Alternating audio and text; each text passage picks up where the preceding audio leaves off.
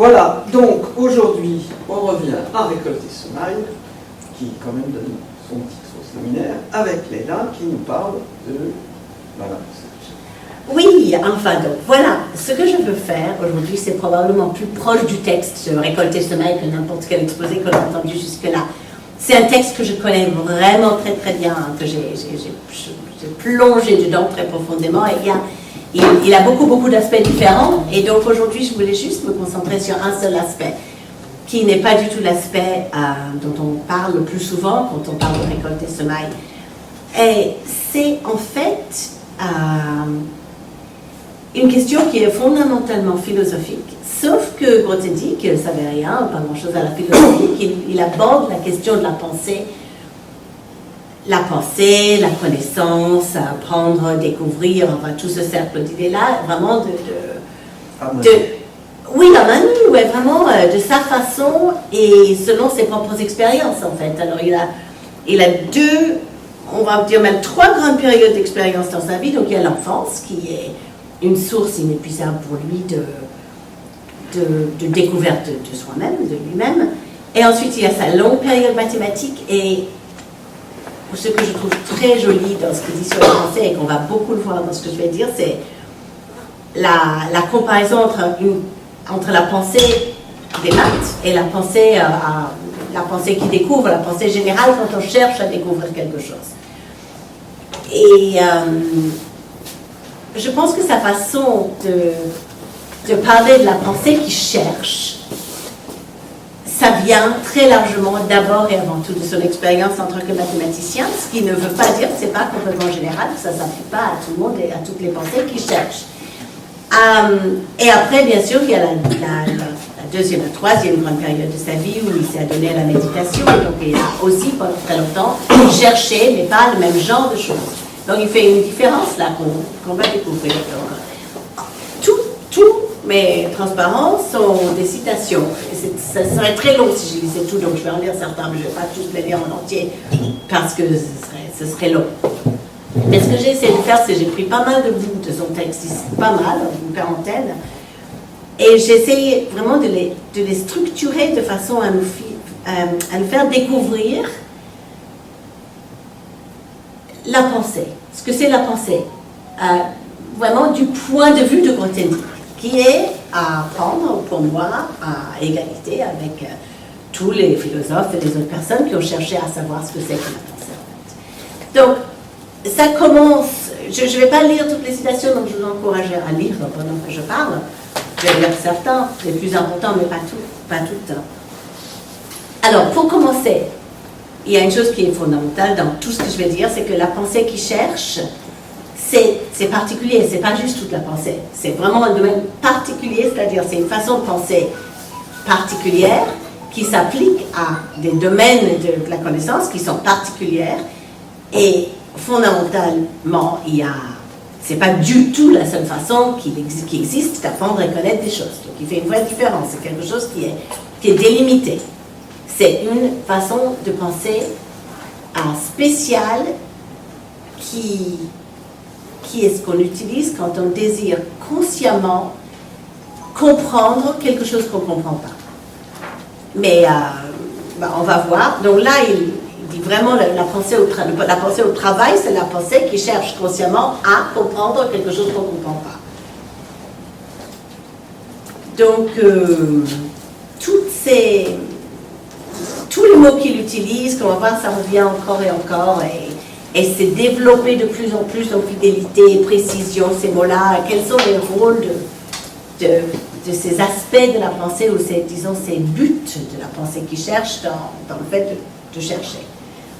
Donc, il y a quelque chose qui est fondamental, et je veux le dire dès le début, parce qu'après on reviendra un tout petit peu, mais c'est tellement important que je veux vraiment le mettre sur la table tout de suite. Pourquoi cherche-t-on à comprendre des choses qu'on ne comprend pas? Pour quelle raison? Il y a quand même des aspects de la pensée qui cherche qui dépassent la pensée qui cherche, en fait. C'est-à-dire qu'il y a des choses, il y a des questions qu'on peut poser à laquelle on ne peut pas répondre par la pensée qui cherche. Et une des questions qu'on verra tout à la fin de l'exposé, c'est le sens vraiment. Pourquoi certaines choses ont un sens pour une personne donnée et d'autres pas. C'est pas une question à laquelle la pensée qui cherche consciemment à comprendre peut répondre. Et ça, c'est la première question. Pourquoi cherche-t-on? Pourquoi veut-on même essayer de comprendre des choses qu'on ne comprend pas? Et là, pour lui, ce n'est pas une question qu'on peut aborder avec la pensée qui cherche. Encore une fois, ce qu'on peut aborder avec la pensée qui cherche, c'est certaines choses et pas d'autres. C'est pas le tout. Et donc, il attribue ça au désir profond, et il a, comment dire, comme il fait toujours tout au long de son livre et tout au long de tous ses écrits, en fait, il rapproche toujours la notion de désir avec la notion de la mer. Le désir ultime, c'est le désir de rentrer dans le giron de la mer, de s'éloigner de la mer pour rentrer dans elle. La mer représente l'inconnu, en fait. Et il n'y a aucune raison particulière d'explorer l'inconnu. Il n'y a aucune raison justifiable. On peut juste se contenter de connaître bien ce qui nous entoure, de vivre bien, et c'est tout. Il n'y a pas de raison. Ce n'est pas quelque chose qui se raisonne. C'est juste une pulsion ou un désir profond en nous qui nous pousse sans explication à chercher. Donc, le pourquoi de la pensée qui cherche, c'est quelque chose qui est au-delà de tout raisonnement. Alors, tout ce que je dis, quand je dis ça, j'essaie d'exprimer sa pensée à lui. Grosso modo, je suis assez largement d'accord parce que je trouve ça magnifique et je trouve qu'il y a beaucoup de choses qu'il dit qui correspondent tout à fait à ma manière de penser. Mais il n'empêche que quand je parle, j'affirme, je fais des affirmations et je fais des descriptions, j'essaie d'exprimer ce que lui, il a dit. Hein. En général, ce n'est pas des idées de moi.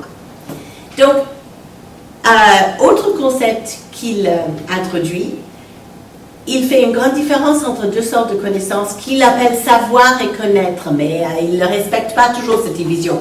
C'est juste comme un code, il faut comprendre qu'est-ce que c'est le monde du savoir, qu'est-ce que c'est le monde du connaître. Mais parfois il dit savoir ou connaître.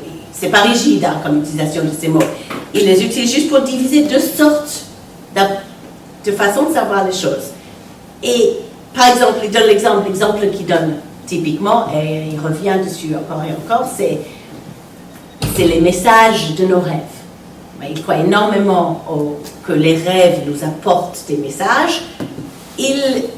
Souvent, il dit que les rêves nous sont envoyés par le rêveur, qui semble considéré comme quelqu'un à l'extérieur de nous, qu'il appelle des fois ouvertement Dieu ou le rêveur. Mais ça lui arrive aussi de dire c'est notre inconscient qui nous envoie les rêves. Je ne tranche pas, moi je pense que c'est notre inconscient qui nous envoie les rêves, je pense, mais c'est pas important. Ce qui est important, c'est que les rêves nous envoient des messages et on essaie d'en prendre connaissance. C'est pas la même chose que savoir quelque chose qui arrive quand nous, on cherche à comprendre et on explore et on voit de mieux en mieux la chose explorée et on essaie d'exprimer, nous, ce qu'on a compris. Donc, il y a une connaissance qui nous vient par des choses qui nous sont communiquées et puis il y a une connaissance que nous cherchons à expliciter et à communiquer. Et c'est vraiment deux domaines de la connaissance qui sont différentes. Et c'est deux langues. Et il dit vraiment c'est deux langues différentes parce que ce que nous connaissons, c'est jamais dans la langue des mots. Ce que nous connaissons par connaissance directe ou intuitive ou inconsciente, il dit que c'est la langue des paraboles ou imagées, c'est la langue des images. Et quand on commence à raconter un rêve ou à le mettre en mots, ça c'est déjà la pensée qui cherche, qui vient essayer de comprendre ou d'expliciter. C'est déjà une nouvelle étape. En fait, ce qu'il dit, c'est la pensée qui cherche à comprendre, qui n'appelle pas la pensée scientifique, je crois que c'est effectivement logique, parce que c'est le processus d'examiner l'inconnu et de tenter de comprendre. Je crois qu'effectivement, on peut dire d'une façon assez générale que c'est la pensée scientifique, même si ça peut s'appliquer à n'importe quoi. Alors, dernière chose que je veux dire, parce que je ne vais pas revenir là-dessus, mais c'est quand même un concept fondamental dans la vision du Grothendieck, c'est probablement tout le monde a entendu ici, parce que tout le monde aime Grothendieck ici, qu'il a très souvent, il dit le petit enfant qui joue à la plage, qui creuse dans le sable, qui va dans l'eau, ça c'est vraiment l'essence absolue de la création, de la créativité. Et la première pensée qu'on peut avoir en lisant ça, c'est toujours un peu pourquoi? Parce que explorer et créer, c'est pas pareil. L'enfant, il ne crée pas, il découvre. A priori, c'est pas très clair pourquoi il dit explorer, c'est créer. Mais en fait, donc, si on suit sa pensée, on comprend bien pourquoi il dit ça. Parce que pour lui, créer, c'est d'abord explorer l'inconnu. Et ensuite l'exprimer. Et si on le fait consciemment, du moment où on le fait consciemment, on peut le faire qu'en mots. Si on le fait, disons, avec la pensée qui cherche. Si on est artiste, ok. Et on peut effectivement prendre connaissance de choses inconnues et les exprimer dans la langue des images, par exemple. Si on possède avec la pensée scientifique, on va l'exprimer en mots. Mais l'un comme l'autre, c'est ça la création. Donc, pour lui, l'exploration, c'est l'essence de la création, l'exploration. Mais il y a aussi le geste de ramener à la lumière du jour, de faire sortir des brumes ce qu'on a découvert lors de nos explorations. Et c'est ça qu'il appelle création. Et vu comme ça, effectivement, on comprend que oui, c'est vrai, toute création est fondamentalement comme ça. Et je pense que même un artiste qui peint ou qui crée quelque chose sans parole va effectivement être d'accord avec l'idée que c'est le résultat d'une exploration de l'inconnu, une exploration de l'inconnu à une certaine façon. Donc là, j'ai simplement, c'est au tout début, j'ai pas encore vraiment parlé de la pensée qui cherche, je voulais simplement mettre sur la table certaines idées de base qui structurent l'approche de Grothendieck à la pensée, le rôle de la pensée dans la créativité. Alors, on ne sait pas trop pourquoi on cherche. Ok, c'est juste, c'est une pulsion, vraiment la pulsion vers la mer, dans le langage de Grothendieck, mais par contre, qu'est-ce qu'on cherche? Qu'est-ce qu'on cherche? On peut certainement toujours dire, on cherche à comprendre l'inconnu, d'accord? On reviendra à la fin, parce que c'est très intéressant pour chacun de savoir ce qu'il lui veut chercher. Et c'est là où la notion de sens entre en jeu, parce que chacun va chercher des choses différentes, en fait. Mais, ce qu'il dit, c'est un peu ce que je viens de dire, quand on décide de chercher une chose qui nous intéresse, on décide consciemment, je vais chercher à comprendre ça, ça va toujours être la pensée, moi j'aime bien dire la pensée qui cherche, il dit aussi la pensée qui sonde et qui analyse. Des fois il appelle la pensée scientifique, mais j'aime moins parce que ça peut s'appliquer à n'importe quoi. En tous les cas, il dit ça va toujours être dans le langage des mots. Et bon, à quoi sert l'autre langage? À quoi sert la langue parabole, la langue par image? Ça sert pour lui de nous parler à nous-mêmes, sur nous-mêmes. Et donc, sa théorie, je ne sais pas si c'est pas un peu étroit, mais disons que sa théorie, c'est que ce que cherchent les gens qui n'utilisent pas, qui ne procèdent pas par la pensée, qui cherchent consciemment et en mots, mais simplement en cherchant à s'exprimer, par exemple, en image ou en musique ou en son, ça ne peut pas être autre chose que nous-mêmes, de chercher ce qu'on a à l'intérieur de nous-mêmes et nous-mêmes. Et je trouve ça très intéressant qu'il dit ça. Je ne sais pas si je suis complètement d'accord, mais là où je trouve ça intéressant par rapport à la compréhension de Grothendieck, c'est que tout d'un coup, il n'y a plus Dieu. Parce qu'on pourrait très bien dire, si vraiment on croit fermement à l'existence d'un Dieu extérieur, que l'artiste qui cherche à comprendre Dieu, qu'est-ce que veut dire comprendre Dieu? Il cherche à juste exprimer quelque chose sans mots. Et donc, il y a une dichotomie entre notre inconscient en nous-mêmes et puis Dieu. Mais je ne vais pas entrer là-dedans parce que c'est l'autre volet, ce n'est pas le volet de la pensée qui cherche. C'est tout aussi intéressant, mais comme il en parle beaucoup moins, je vais continuer sur vraiment la partie de la recherche consciente avec le langage des mots. Donc, là, je vais entrer simplement dans le premier. Je vais revenir plein de fois sur cette idée de va-et-vient. Quand on cherche à comprendre, alors il y a quelque chose d'important. Si on peut chercher à comprendre une chose qui est en soi objective, par exemple un fait scientifique, une preuve mathématique, ou on peut chercher à comprendre, mais tout aussi délibérément, avec des mots, avec la procédure scientifique, quelque chose qui n'est pas factuel. Par exemple, quelque chose qui est comprendre un rêve, ou comprendre ce que quelqu'un voulait dire quand il a dit quelque chose. La même procédure de pensée s'applique à tout ça. Et il y a juste une grande différence. C'est que dans un cas, on peut raisonner exactement de la même façon que dans l'autre cas, mais il y aura forcément un élément d'interprétation, forcément un élément subjectif. On ne pourra pas vraiment nécessairement dire quelque chose où tout le monde sera d'accord. Donc,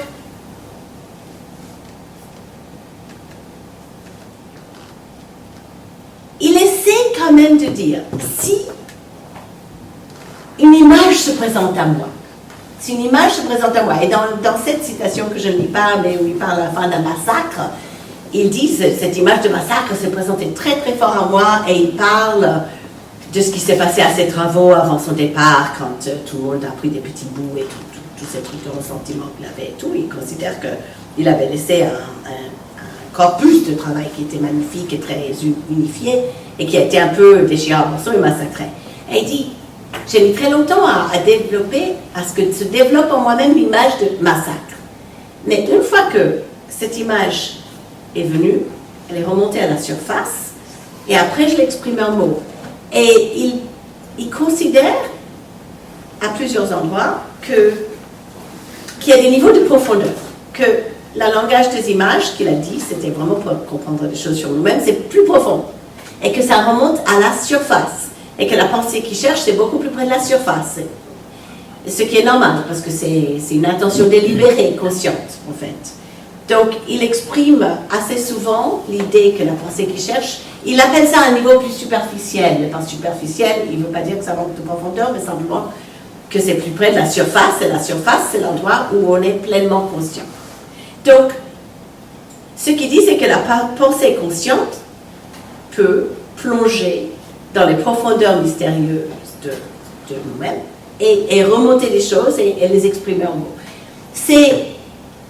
C'est-à-dire qu'il y a la compréhension sans la pensée qui cherche, ça je mets de côté, puis il y a la pensée qui cherche mais qui se divise aussi en deux, parce que ça peut chercher à comprendre l'inconnu à l'intérieur, et là il y aura des éléments de va-et-vient entre le conscient et l'inconscient, et des éléments de langue imagée qui remonteront à la surface et sont exprimés en mots, et des éléments d'interprétation, donc qui ne sont pas vérifiables.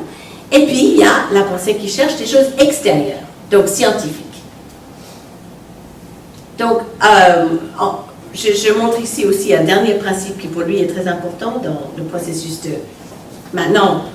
de savoir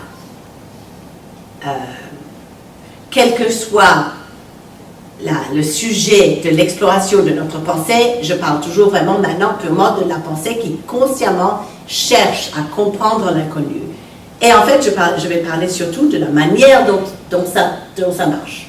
Ici, c'est vraiment une sorte d'introduction pour les idées de base de sa je ne sais pas s'il faut dire de sa philosophie. Mais, donc c'est un autre élément qui est très important. Et les mathématiciens, ça fait toujours rire. Surtout quand il dit, quand on trouve une erreur dans ce qu'on a fait, il faut exulter, c'est un grand moment d'exultation. Donc normalement, c'est un grand moment de désespoir. Je trouve que cette démonstration est fausse, que ça ne marche pas du tout, que voilà. Mais en fait, il a raison, c'est logique. S'il n'y a pas d'enjeu, ça se comprend beaucoup plus facilement. Des fois, on a des idées fausses et il faut absolument savoir s'en défaire. Et le fait de désapprendre quelque chose, ça ne peut nous faire qu'aller de l'avant, en fait, des fois. Et ce n'est pas seulement des idées fausses qu'il faut désavoir, des fois. C'est des idées aussi qui sont simplement trop limitées. Des fois, il faut vraiment apprendre à se défaire de certaines connaissances qu'on avait vraiment, qui étaient absolument sûres, et même qui étaient absolument justes. Il faut vraiment savoir s'en défaire et pas revenir au début ou effacer. C'est comme une spirale. Du coup, ça monte d'écran parce qu'on a toute cette expérience de s'être trompé et d'avoir compris qu'on s'est trompé, et donc on n'est pas au même endroit. Et on repart d'un niveau plus haut pour notre compréhension. La dernière phrase, le dernier petit bout de phrase, cette harmonie cachée et parfaite, j'ajoute là parce que pour lui, c'est vraiment un bout de phrase ou des termes qui reviennent tout le temps. Qu'est-ce qu'on cherche? Quand on cherche dans la réalité, on cherche cette harmonie cachée et parfaite. Il y croit absolument, au fond de toute chose, au fond de absolument tout. Il dit, des fois, les choses sont parfaites comme elles sont. Notre compréhension est très imparfaite. Mais il y a une harmonie cachée et parfaite dans toute chose. Et c'est ça qu'on désire retrouver de tout notre cœur et qu'on cherche à comprendre quand on cherche à comprendre quelque chose. Dernière citation pour cette première partie, mais je l'ai déjà dit en fait. Il fait quand même une différence nette entre ce qu'on peut chercher à comprendre le plus scientifiquement possible avec de la méthode, avec de la rigueur, avec toutes les techniques de pensée ou les outils de pensée que je vais introduire, mais que quand même on ne peut jamais arriver à des énoncés factuels, objectifs et vérifiables, c'est-à-dire les réalités psychologiques par exemple, où il y a un élément d'interprétation qui est nécessaire, et puis les autres, des choses qui sont extérieures à nous, qui sont réellement factuelles et qu'on peut tenter vraiment de comprendre complètement, et où il n'y a pas cet élément d'interprétation. Ça fait quand même une grande différence, même dans les deux domaines de la pensée qui cherche. Donc, cette question d'interprétation reviendra à la fin quand je parlerai du sens. Le sens, c'est une question fondamentale. Pourquoi est-ce qu'on cherche? Parce qu'on a une pulsion de connaître et tout. Oui, mais qu'est-ce qu'on cherche? Pourquoi on cherche ça et pas ça? Qu'est-ce qui fascine chacun? Ça, c'est la question du sens. Et cette question d'interprétation est liée directement avec la question du sens. On reviendra à la fin. Donc, à partir de maintenant, je vais laisser tomber toute la partie connaître sans la pensée qui cherche, connaître par l'instinct, par les rêves, par les messages qui arrivent, et la pensée qui cherche, mais qui est obligée d'avoir recours à des interprétations. Je vais simplement me concentrer sur ce qu'il appelle la pensée scientifique, qui est en fait quoi? C'est la pensée qui cherche, appliquée à des réalités extérieures, des réalités qui sont en fait factuelles. Quand je dis factuelles, j'entends aussi les maths, les objets mathématiques qui ne sont pas... Factuel ne veut pas dire matériel, en fait. Donc, je ne vais pas rentrer dans toute son histoire de yin et de yang là, mais je vais juste rappeler qu'il croit beaucoup que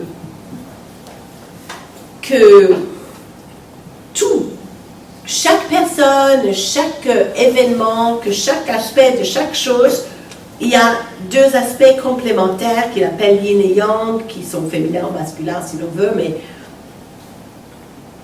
que pour qu'une chose soit complète, il faut vraiment un équilibre des deux côtés, en fait. Et là, il y a deux paires, donc le concret, l'abstrait, puis le général, le particulier, qui forment le cœur. Il y en a plusieurs, il y a une dizaine que je vais montrer après, mais ces deux-là forment le cœur des concepts qu'il explore. Parce que maintenant, ce qu'il veut faire, c'est d'abord, qu'est-ce que fait la pensée scientifique, et après, comment la pensée scientifique procède. Donc, ça va être toute la prochaine partie de l'exposé, ça va juste être pour qu'est-ce qu'elle fait et comment fait-elle. Et c'est très amusant, là, parce que Grothendieck, en tant que mathématicien, les gens disent toujours, ça a été le mathématicien le plus général qui ait jamais existé. Il cherchait la généralité en toute chose. Toujours la généralité maximale. Il a été très abstrait, c'est très difficile à comprendre pour beaucoup de mathématiciens, parce qu'il le dit très bien, chaque mathématicien a un niveau d'abstraction qui lui est naturel, et il va jusque-là, et puis après, ça n'a pas grand sens pour lui, et donc il préfère rester plus concret ou moins concret. Il explique aussi un petit peu que ça peut pas être un peu bizarre de dire que les mathématiques peuvent être plus concrètes ou moins concrètes, mais quand on fait des maths, c'est tout à fait évident, parce que un exemple d'un objet, il y a des définitions, on définit un objet mathématique, on définit un groupe. Après, il y a des exemples, et c'est vraiment des exemples qu'on peut manier, jouer avec, calculer, on peut tout savoir, et donc en ce sens-là, c'est concret, quoi. Alors, ce qui l'embête, c'est qu'il a été accusé, si on peut dire, d'avoir été dans la généralité et dans l'abstraction presque à l'excès. Et pourtant, pour lui, c'est très bizarre, parce que dans le concret et l'abstrait, le concret c'est yin, et l'abstrait c'est complètement yang. Par contre, dans le général et le particulier, c'est le général qui est yin, et c'est le particulier qui est yang. Et il dit quelque chose avec lequel je ne suis pas d'accord. En général, il dit quand il y a un couple comme ça, tout le monde est 100% d'accord dans le monde entier, indépendamment de toute culture, de quel côté yin, quel côté yang. Et après, il dit des couples où moi, je ne suis pas d'accord. Donc, en fait, ce n'est pas tout à fait vrai. Mais, en tous les cas, ce qui est intéressant là-dedans, c'est qu'il dit, je sens qu'il y a une différence totale de nature entre général et abstrait. Et que le fait de dire que moi, je me concentrais sur la généralité et l'abstraction est bizarre, parce que c'est deux choses qui sont totalement différentes. Et à la fin, il dit, mais malgré tout, il y a aussi une relation, et il essaie donc vraiment d'explorer ça. Et donc, tout ce que je vais dire maintenant, ça s'applique vraiment à la pensée scientifique en général, mais en particulier, ça s'applique à Grothendieck. Et donc, par rapport à lui et sa pensée, je trouve ça intéressant, particulièrement intéressant. Donc, ça te dérange, j'allume la lumière. Non, vas-y. Ok. Pas trop. Voilà, là, ça va. Non, mais mais c'est pour pouvoir écrire. Oui, c'est bien. Ah, non, mais c'est très bien.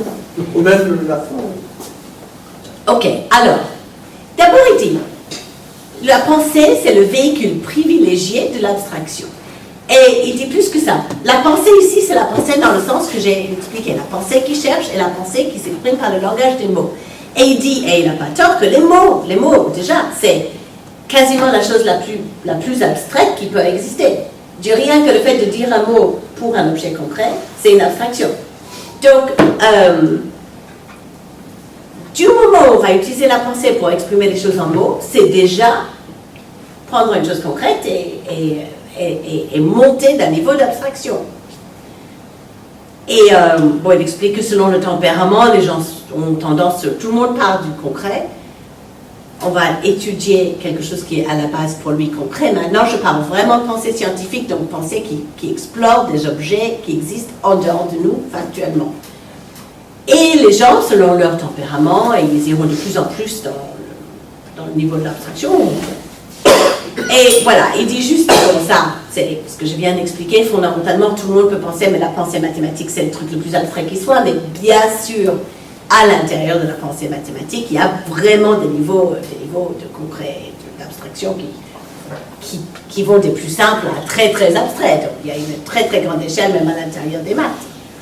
Alors, maintenant, ce que je fais ici, c'est au lieu de résumer sa pensée, je vais déjà dévoiler 2 ou 3 passages de suite qui suivent sa pensée, parce que sa pensée se développe, même des fois sur 100 pages, que moi j'ai mis en 3 petites pages en fait, mais ce qu'il fait dans les quelques transparents qui viennent, c'est qu'il lutte pour comprendre pourquoi lui il sent que général et abstrait c'est totalement différent, mais c'est d'une nature mais profondément différente, même opposée, pas que ça forme un couple, parce qu'il dit c'est concret, abstrait, général, particulier, mais ils sont des côtés opposés, et pourtant c'est clair que les gens disent généralité maximale, grande abstraction, grothendieck, etc. Et donc il voit là vraiment quelque chose à comprendre. Donc, il va appliquer la pensée qu'il cherche, il va chercher à comprendre ça. Donc, il commence par dire, ok, il y a l'abstrait, le concret, puis il y a le particulier, le général. Alors, voilà, il dit juste ce que je viens de dire. Les réflexes presse-bouton auraient tendance à nous faire assimiler concret, particulier et abstrait au général. Et c'est vrai, c'est absolument vrai. Concret, c'est un cas particulier, c'est un truc, c'est ce que je viens de dire, c'est un truc concret en maths, c'est un cas particulier qu'on peut vraiment examiner et connaître à fond. Ok? Et pourtant, non, il dit non. Les gens, ils disent tout ça, mais non, c'est pas comme ça que je sens ça. C'est vraiment différent. Et voilà, il donne la première pensée qui lui vient pour expliquer pourquoi c'est complètement différent. La relation du particulier au général, c'est celle de la partie au tout. Le général contient ou implique le particulier. Qu'est-ce que ça veut dire? Ça veut dire que, ok, je vais vous dire un truc que Grothendieck faisait en maths. Typiquement, c'est quasiment l'approche grothendiekienne aux maths. Ici, il y avait des mathématiciens qui travaillaient sur certains objets, par exemple des modules, des objets concrets, des objets particuliers, ils les étudiaient, comme font les mathématiciens, plein de résultats, des théorèmes, on décrit l'objet à fond, on connaît tout son fonctionnement. Là, il y avait des gens qui travaillaient sur d'autres objets et tout. Et Henri Grothendieck dit, mais c'est fou, parce qu'on dirait qu'ils font un peu la même chose. Et donc, je vais oublier qu'ici, c'est des trucs et là, c'est des machins. Je vais juste regarder les propriétés qui sont similaires. Alors il va dire, ils ont tous les deux telle structure, voilà ça, ils ont les mêmes structures. Donc je vais oublier les objets. Je vais juste dire, prenons tous les objets qui existent, qui ont telle structure. Il y a les vôtres, il y en a d'autres encore. Et ça, c'est ce qu'il appelle général. La définition, c'est une généralité. C'est une définition générale qui contient le cas particulier des uns, le cas particulier des autres, d'autres cas particuliers que personne n'a jamais étudiés. Et donc, il dit le général, tout ce qui est vrai du général. Maintenant, il n'y a pas d'objet. Il n'y a plus d'objet, c'est fini les objets. Parce que lui, le concret, ce n'était pas son truc. Il y a juste cette définition. Tous les objets qui ont telle structure. Peu importe quels sont ces objets-là. Je vais déduire tout ce que je peux à partir de ces structures. Et tous les objets, les vôtres, tous les objets qui vérifient ces structures, vérifieront aussi ces théorèmes. Et à cause de ça, il dit, le général applique le particulier. Tout ce qui est vrai pour le cas général, tout sera vrai pour tous les cas particuliers. Donc il voit ça comme, tous les cas particuliers sont contenus dans le cas général. Le cas général, c'est tout le monde qui a telle propriété. Et les cas particuliers, c'est cet objet qui a les propriétés, cet autre objet qui a les propriétés. Donc, le particulier est contenu dans le général. C'est quelque chose qu'il a fait dans maths pendant toute sa carrière.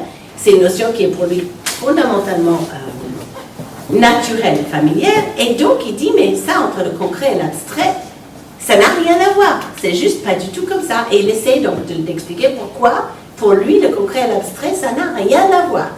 Donc, qu'est-ce que c'est? Ici, c'est très joli. Il essaie d'expliquer comment il voit concret et abstrait. La chose concrète peut être vue comme une réalisation, une incarnation, une manifestation de telle option abstraite.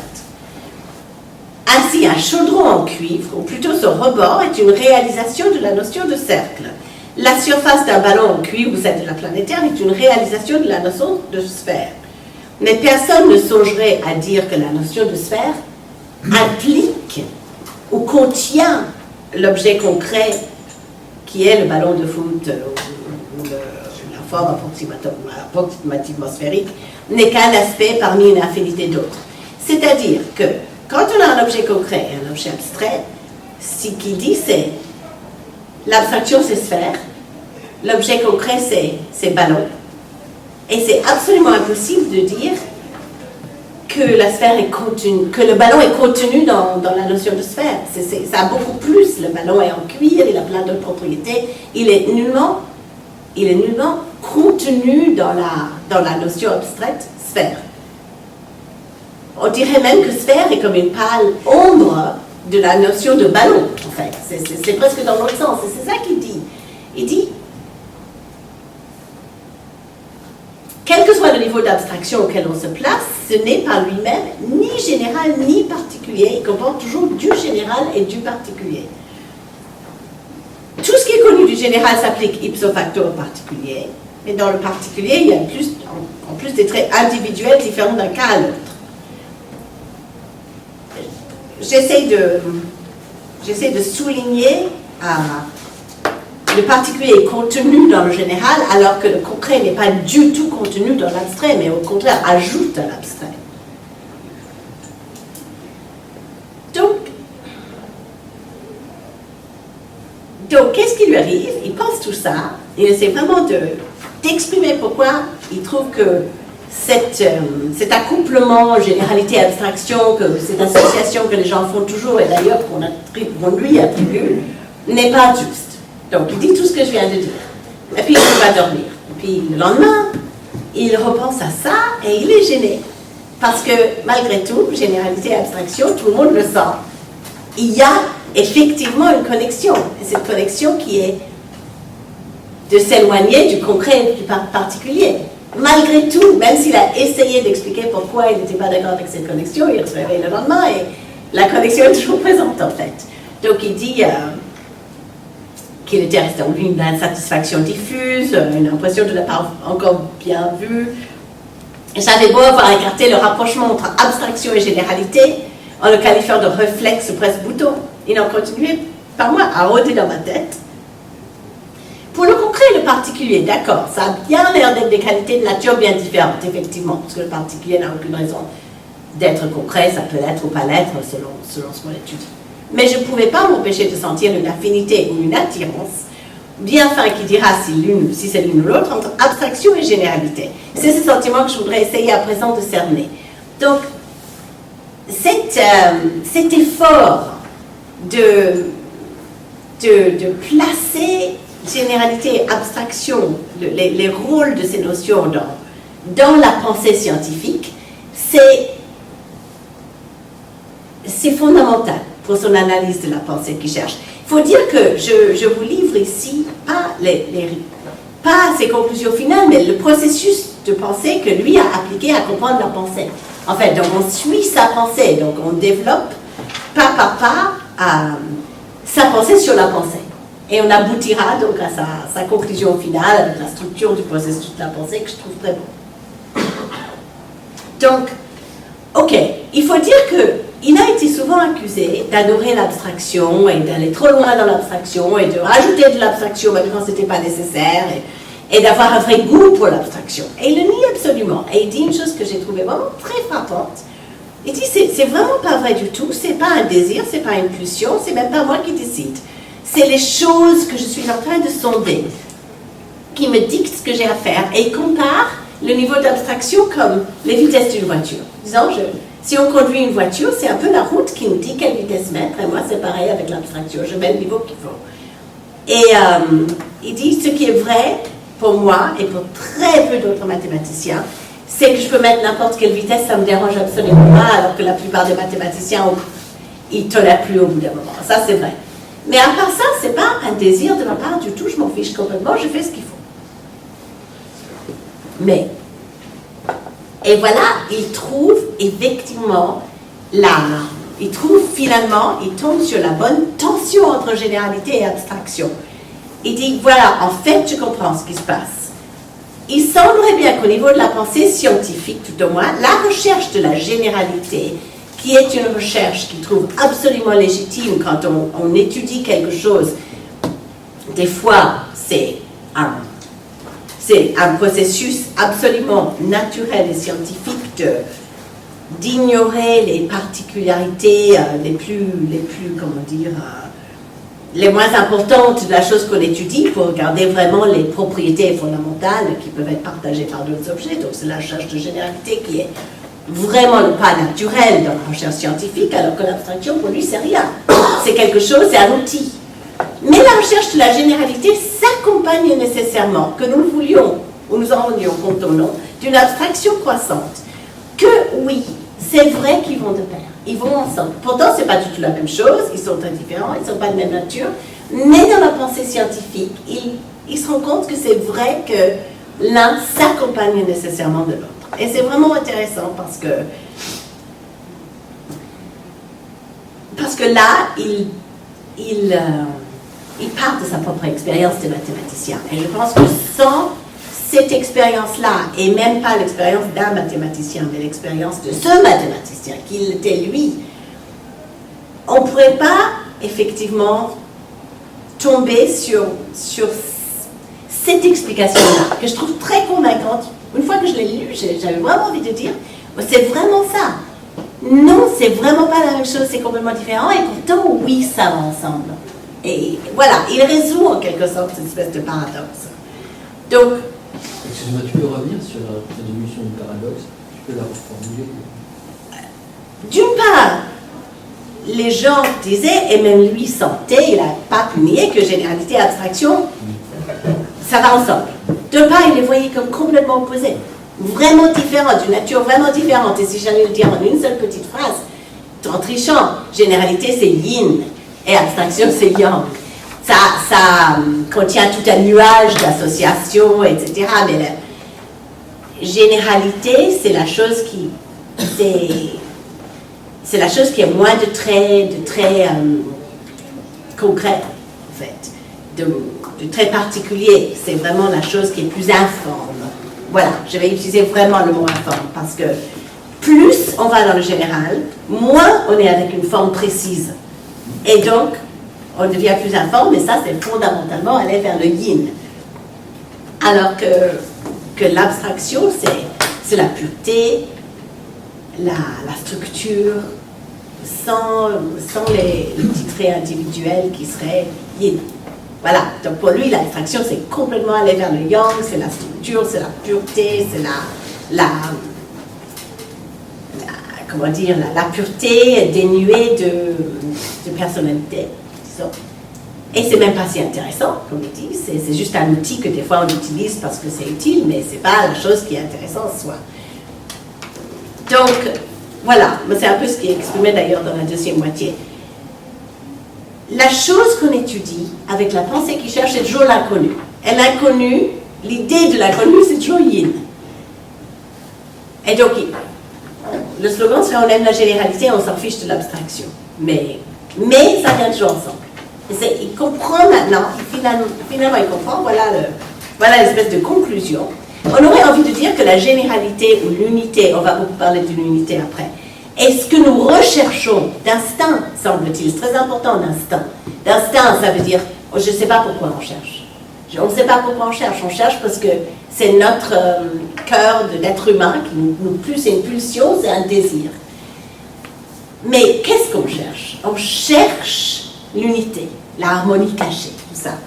Et l'abstraction, c'est le prix à payer. Moi, j'aime beaucoup cette formulation parce que c'est le prix que nous devons payer, que nous le voulions ou non, du moins tant qu'on se cantonne dans la pensée scientifique, voire dans la pensée tout court. Donc, il pourrait partir dans cette direction-là et se demander vraiment si ce qu'il vient de découvrir, qui est vraiment vrai de la pensée scientifique, s'applique aussi aux autres formes de pensée. Mais en fait, il s'arrête là et il ne continue pas dans cette direction. Lancez-vous. C'est-à-dire que dans la deuxième partie de Récoltes et Semas, il règle ses comptes avec tous ces gens qui apparaissent, ligne, avec tous ces gens-là. Est-ce que dans cette façon de faire, c'est quelque chose qui est lié à ce que tu viens de présenter? Oui, complètement. Et il y a quand même un grand défaut Il y a un très grand défaut, qui est simple, c'est qu'on dirait que même si ça lui arrive 10 fois au cours du livre de découvrir un nouveau fait qu'il ne savait pas et dire « Ah, mais ça change tout », à chaque stade, il ne se dit jamais « Peut-être qu'il y a d'autres faits que je ne connais pas ». Non, à chaque stade, il semble vraiment sûr de lui. Donc, ces analyses de ce que les gens ont fait de mal, elles sont excellentes. Vraiment, elles sont excellentes. D'abord, elles sont super bien écrites. Des fois, on dirait un roman. Et il pensait, voilà la raison psychologique, et c'est super intéressant, et c'est très largement juste souvent, je pense. Le problème, c'est qu'après, Pierre, par exemple, lui écrit une lettre disant, il y a plein de choses que vous ne savez pas, il faudrait quand même savoir qu'un tel vous a menti, etc. Bon. Et alors, grand ajout à coup de page, avec de nouvelles analyses également fines, etc. Mais à chaque fois, il semble si sûr que maintenant c'est bon, il a les renseignements et il a tiré des bonnes conclusions. Cela dit, c'est pas vraiment lié à ce que tu Si, le processus d'analyse, c'est exactement ça. La manière dont il analyse les méthodes, il rassemble des tas de faits. Malheureusement, ce n'est pas tous les faits. Mais il y en a plein. Et il applique ce processus d'analyse que je n'ai pas vraiment encore décrit d'ailleurs. Mais je vais décrire vraiment le processus parce que ça devient de plus en plus précis en fait. Il cherche l'unité, ça on peut vraiment le dire, parce qu'il cherche un ressort derrière toutes ces méchancetés. Un ressort, qui explique ce que tout le monde a fait. Il cherche, on peut le dire vraiment. Et puis il cherche à peindre un tableau, d'ailleurs il parle souvent de peindre un tableau, qui montrera la totalité de ce qui s'est passé. Et il le fait vraiment, complètement selon un processus d'analyse. Et même ces analyses sont vraiment bien. C'est juste que, quand on n'a pas tous les faits, malheureusement, il arrive que d'autres faits arrivent et chamboulent absolument tout. Et le plus drôle, c'est que ça lui arrive tout le temps. À chaque fois, il est sûr que cette fois, c'est bon. Ça, c'est un petit aveuglement de caractère, je pense. Je me demandais si ça n'avait pas un rapport avec la question de faisceau et de topos. En tout cas, dans la mesure où quand on a un petit nombre d'éléments, de faits, et qu'on en tire une généralité, on a une vision de quelque chose de local, de limité, et en même temps, on essaye d'en tirer l'idée d'une vision globale qui qui, dans son principe, résoudrait tous les cas de figure. C'est-à-dire que c'est ce que font beaucoup de mathématiciens, ce que tu décris là. Mais ce n'est pas ce que fait Grothendieck. De partir de cas très connus familiers et d'essayer d'extrapoler et de chercher des généralités, c'est un processus mathématique absolument légitime et familier et qui marche, mais ce n'est pas son approche. On pourrait revenir que la méthode russe, c'est de prendre le premier exemple vraiment non trivial. Et ce qu'ils reprochent aux Français, c'est de prendre des exemples triviaux. Bon, qui prend des exemples triviaux? Les Russes prennent le premier exemple qui est vraiment difficile, et après, ils disent, bon, le reste, c'est moins ça. Je trouve que c'est drôle parce que la question que tu poses, j'ai l'impression, après l'annonce que nous a fait Pierre, moi, pour le peu de connaissances que j'ai de ces questions, il me semble que justement la question du nominalisme qui est apparu dans la pensée du Moyen-Âge, ça concerne justement ces questions-là. Donc, je me dis la semaine prochaine. La semaine prochaine, on aura un spécialiste. On aura une suite la semaine prochaine. Je voudrais faire remarquer que entre la sphère et le ballon, tout de même, ce qui fait que le ballon, il y a quelque chose en plus, alors qu'on pourrait penser qu'il y aurait quelque chose en moins éventuellement, c'est parce qu'en fait, il y a tout un tas d'objets de jouissance. Ce que tu as décrit, c'est que le ballon, il peut être beau, il peut servir à avoir des relations avec les autres, et ainsi de suite. Alors que j'ai l'impression que dans du général au particulier, il n'y a pas... il n'y a pas ces éléments de jouissance. Je ne suis pas d'accord. Mais en même temps, c'est très important ce que tu dis. Il y a, dans les cas particuliers, plein de jouissances. C'est un peu injuste peut-être de parler de cas particuliers en maths, parce que si je dis il y a plein de jouissances, ça ne peut pas être ça. Mais pour un non-mathématicien, effectivement, ça peut être un peu difficile. Une définition par des propriétés. Tous les objets qui vérifient telle propriété. Et après, on a un exemple. Et c'est super joli. Et ça a plein de propriétés en plus. Ils ont le mathématicien célèbre. C'est pas ça. Le mathématicien célèbre qui adore les cas particuliers, c'est Serre. Oui. Serre adore les petites fleurs qui poussent dans la rocaille et qui ne sont pas couvertes par les... Et d'ailleurs, c'est un exemple de ce cas général, de cette définition générale, un exemple peut avoir d'autres traits exactement comme le ballon. C'est pas ça. Si on dit ça comme ça, on a l'impression que généralité et abstraction, c'est presque pareil. C'est pas là la différence. La différence, c'est que tout cas particulier d'un cas général va avoir exactement les propriétés du cas général et d'autres. Alors que le ballon, il ne sera jamais une sphère parfaite. C'est vraiment la différence, c'est là. C'est que la sphère parfaite est une espèce d'image faible, ou comment dire, abstraite du ballon. Mais le ballon n'est pas une sphère parfaite, en fait. C'est pas un exemple d'une sphère. C'est pas vrai. Dire que le ballon est un exemple d'une sphère, c'est une approximation qui n'est pas du tout rigoureuse et pas vraie. En fait. C'est celle que tu as... c'est l'association que tu as fait. Oui, c'est l'association que lui a fait. Mais il essayait d'expliquer que dire que le bord d'un chaudron est un cercle, ou dire qu'un ballon... Je citais, c'est des passages de citation de lui. Il donne ces exemples pour expliquer que ce n'est pas des cas particuliers. Le ballon, on peut penser que c'est un cas particulier d'une sphère, mais ça n'est pas. Et tout ce qui est vrai des sphères, ça ne va pas être vrai du ballon. Oui, mais entre le cas particulier et le général, parce qu'en même temps, il part d'un domaine qui est très particulier, pour ce qui est de l'objet concret mathématique, c'est assez spécial. Oui, quand on parle. Oui. Donc on a dit, pour les mathématiciens, il y a des objets concrets et des objets pas concrets. Non, mais... Ce qui a été dit là, c'est tout à fait intéressant de savoir que est-ce qu'une accumulation de vérités locales donne une vérité globale un grave problème, parce qu'effectivement, c'est un truc de théorie des faisceaux, tout à fait. Et si on peut dire. Tout le monde part du principe qu'effectivement, plein de vérités locales donnent une vérité globale, mais en théorie des faisceaux, c'est faux. Enfin, en théorie des faisceaux, il y a des exemples, c'est le principe même. Une orientation locale donne pas une orientation globale, c'est une bande de Möbius. Bande de Möbius, voilà. Oui. Je ne sais pas si ça répond un peu à ta question. Non, mais je ne réponds à rien, je dis ça. C'est intéressant quand même. Oui. Pardon. D'où vient la notion de pulsion de connaître chez lui? Alors la pulsion renvoie quand même au corps, à l'existence du corps. Donc ça pose la question, quel est le rapport entre corps et pensée pour Grothendieck? Quel est le rapport entre... Le corps et la pensée chez Ah oui, mais... La mer. Oui, la mer, oui. La mer. Et Ça, c'est c'est un très grand sujet pour lui, ça. C'est un très grand D'où, sujet. pourquoi pulsion et quelle est cette pulsion et d'où elle vient. Ouais. Et c'est lié... Le giron. Ouais, c'est vraiment lié avec... Pour lui, Là, la ça figure devient- de la mère, c'est la figure fondamentale de toute créativité, parce qu'après tout, elle a des bébés. Donc c'est la création. Oui, c'est l'accouchement et la création. L'accouchement et la création, il fait quasiment C'est quasiment la même chose. la même chose.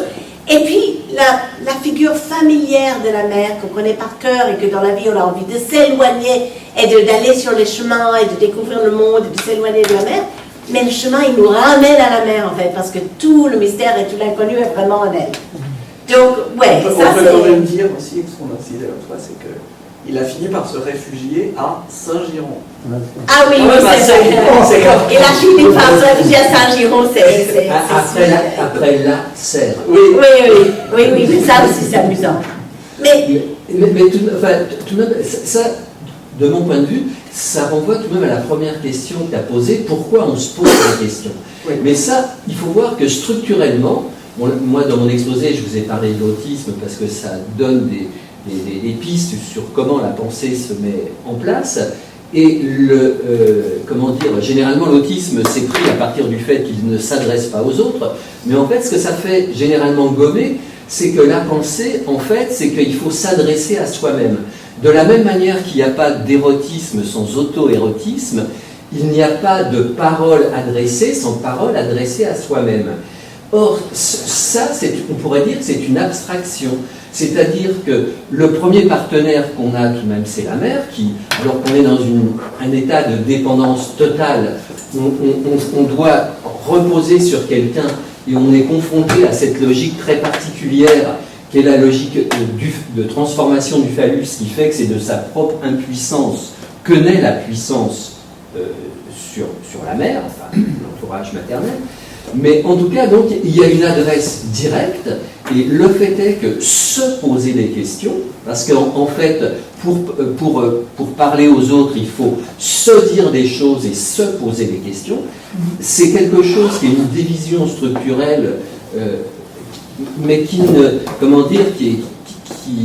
se fait pas dans tous les cas, quoi. Je veux dire, il y faut tout de même des conditions, et le fait est que en soi, c'est une abstraction d'un échange, d'une relation très très concrète,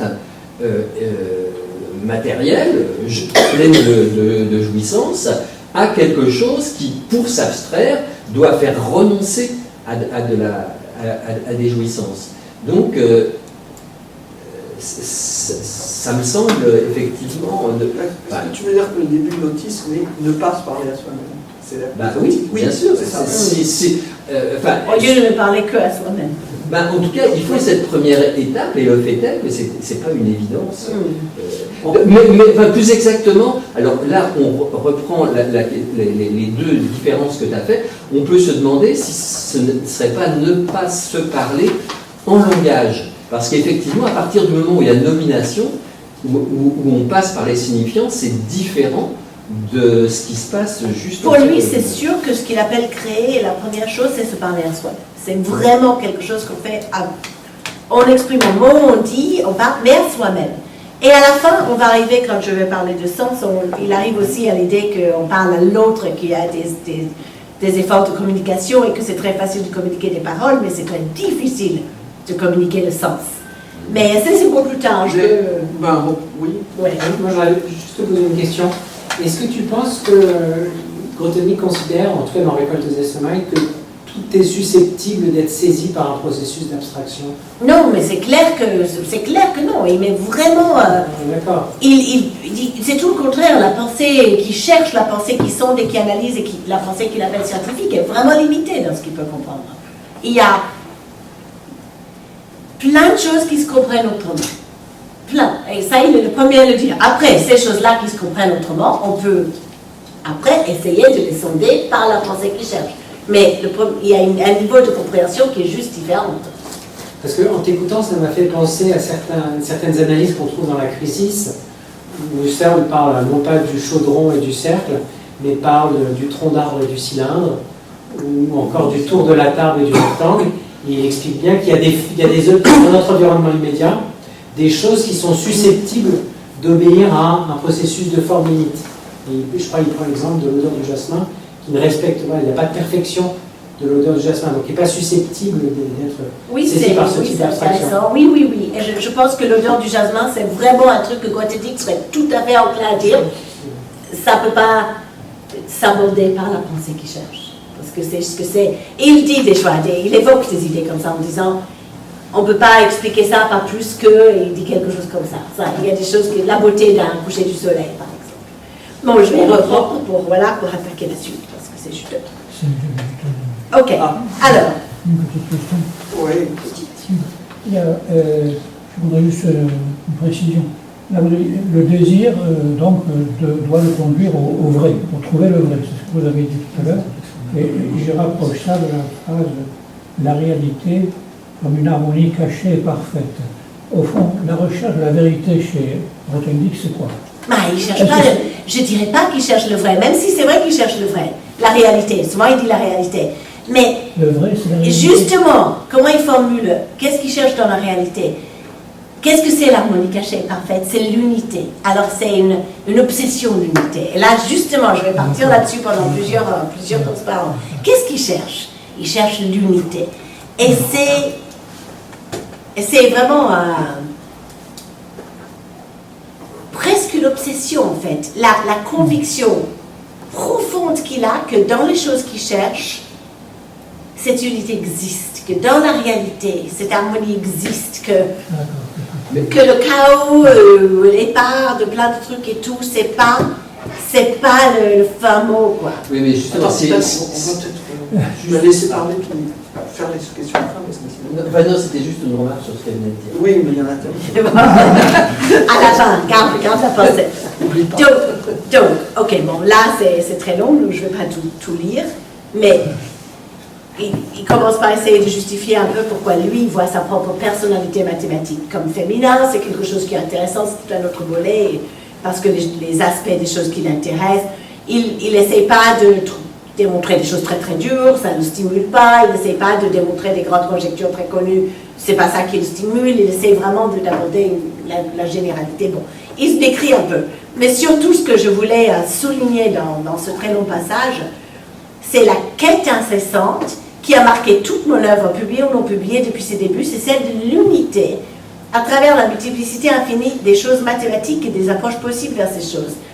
Déceler, découvrir cette unité au-delà de la diversité d'une richesse souvent déroutante, reconnaître les traits communs au-delà des différences et des dissemblances, aller jusqu'à la racine des analogies et ressemblances pour découvrir la parenté profonde, telle a été ma passion, ma vie durant. Donc, oui, les différences existent, mais les différences, il les compare à des rameaux de petites branches d'un arbre qui finalement a un seul grand tronc, et c'est le grand tronc qui est vraiment la racine de tout. Donc, voilà ce qu'il dit dans la dernière phrase. Si j'ai aimé m'attarder en chemin, c'était rarement fait pour y explorer feuilles et délicates brindilles. Ça, c'est, quand on disait de serre, ça c'est celui qui aime beaucoup les cas particuliers, les petits trucs d'arbre. Mais surtout aux grosses branches, aux troncs et aux maîtresses racines, pour connaître leur texture et sentir à travers l'écorce le flux montant de la sève nourricière. C'est très imagé, c'est très grothendieck, mais ce qu'il faut surtout garder dans tout ce passage, c'est, dans ce passage, il s'examine lui-même pour savoir qu'est-ce qu'il cherche quand il réfléchit et qu'est-ce qu'il a cherché en mathématiques, et il tombe ici sur cette idée d'unité. Et il va beaucoup parler de cette idée d'unité qui va devenir de quelque chose que lui a cherché à la chose que cherche fondamentalement la pensée qu'il cherche. Donc, dans mon travail de mathématicien, je n'ai jamais recherché les fils d'abstraction. Il est furieux quand on dit qu'il aimait l'abstraction. Il dit vraiment, c'est vraiment pas vrai, je m'en fiche complètement en fait. S'il y a une chose qui m'a attiré à fasciner, c'est la recherche de l'unité dans la multiplicité. C'est d'appréhender sans cesse et dégager ce qui est commun à des situations qui peuvent paraître dissemblables.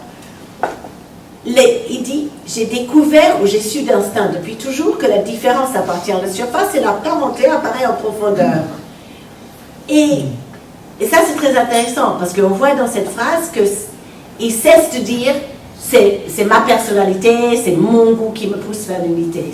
Et là, dans cette phrase, il en fait une généralité tout d'un coup. Il dit vraiment, la différence appartient à la surface, c'est pas mon opinion, c'est un fait.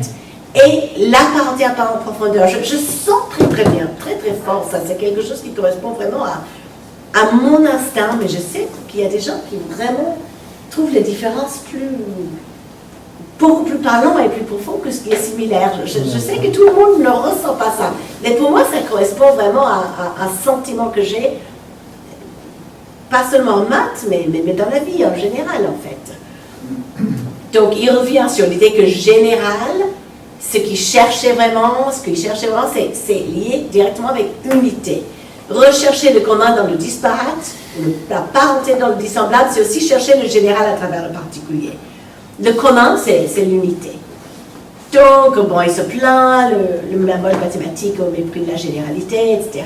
Et pourtant, c'est bien la force principale de la mathématique. Bon.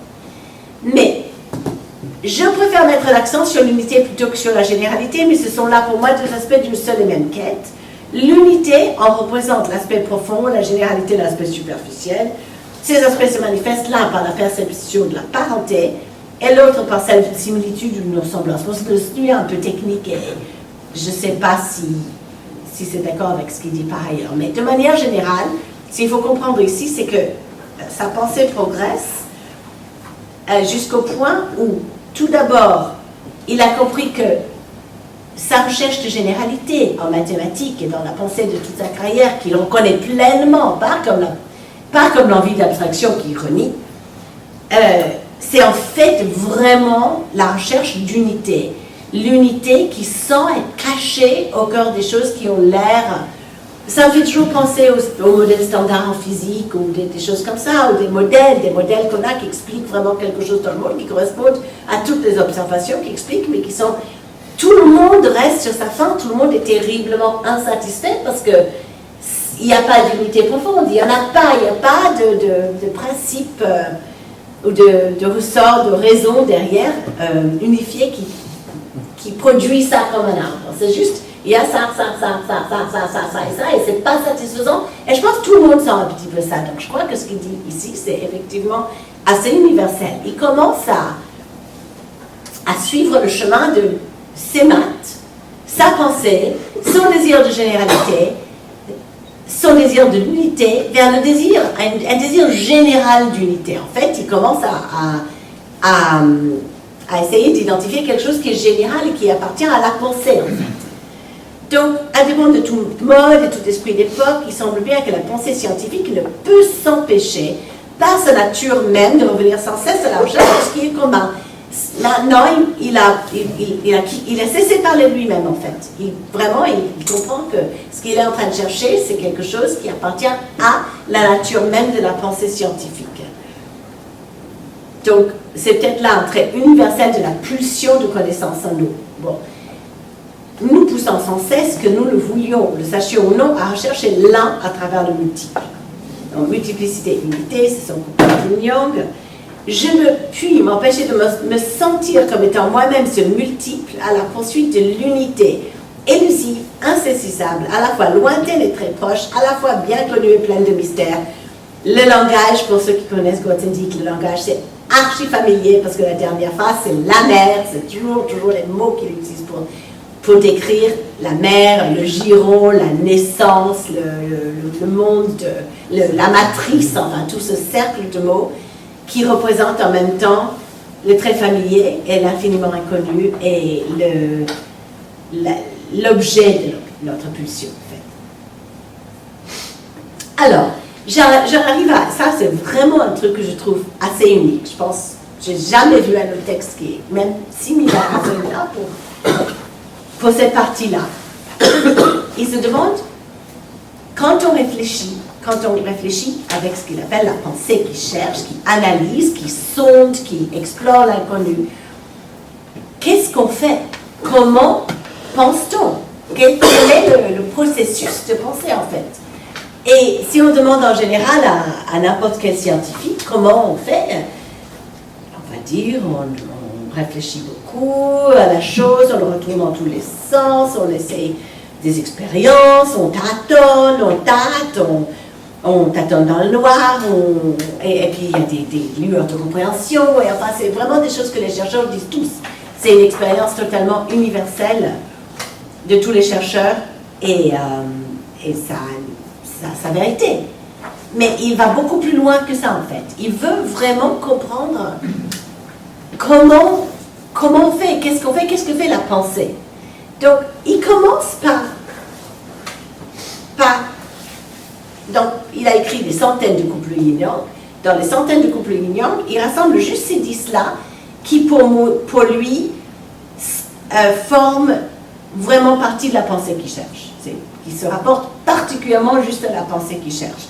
Et donc, on voit plusieurs qu'on a déjà vus, et quelques-uns qu'on n'a pas vus, mais qu'on associe très facilement avec la pensée scientifique comme effet et cause. C'est le simple, le complexe, le précis, le vague. On cherche clairement de la pensée scientifique, on cherche un niveau de précision. L'ordre, le chaos, c'est un couple particulièrement important qui va revenir, mais l'ordre, le fait qu'on cherche l'ordre et la structure dans ce qu'on étudie, c'est une association très naturelle à faire avec la pensée scientifique. Substance, structure, substance, c'est la chose informe. C'est vraiment la chose la chose informe qu'on attaque par moyen de la pensée qui est un outil.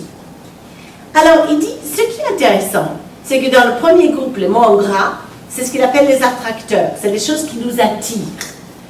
Et pareil dans le deuxième groupe, mais c'est les choses de l'autre côté. Et il dit ça, c'est quand même étrange.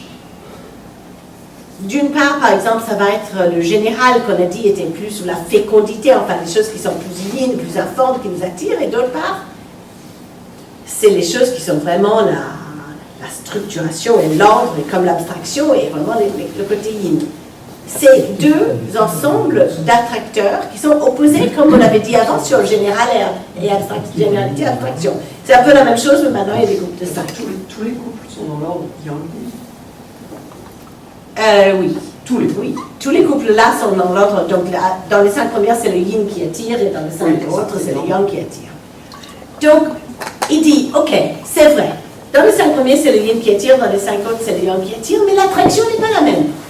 Dans les 5 premières, l'attraction, c'est l'ordre, la pulsion et du désir. Et dans l'autre, c'est exactement ce qu'il a dit tout à l'heure de généralité et abstraction, c'est le prix à payer. C'est le prix à payer. C'est pas vraiment une attraction, c'est quelque chose qu'on doit faire. On est obligé de le faire. C'est une nécessité ou une contrainte. C'est imposé par la nature même de la pensée et par les limitations qui lui sont propres. Vraiment, il est le premier à dire que la pensée qui cherche, qui sont des qui analysent, c'est vraiment limité. Ça peut faire ce que ça peut faire et pas plus. Et c'est très loin d'être la seule façon de connaître. Mais si on n'a pas de connaissance instinctive, c'est l'outil qu'on a et on est obligé de s'en servir. Alors, il a commencé un beau jour, le 22 mars, par essayer de cerner le mouvement de va-et-vient qui consiste à ce qui nous attire, ce qu'on est obligé de faire. Qu'il a dit un petit peu avant avec généralité et abstraction. On désire la généralité et l'unité, on est obligé de passer par l'abstraction. Et donc, à droite, il met savoir et connaissance. Connaissance, c'est la compréhension avec les tripes, de la forme de l'inconnu. Savoir, c'est ce qu'on cherche avec la pensée qu'il cherche. Et à droite, à gauche, il a mis pureté et fécondité.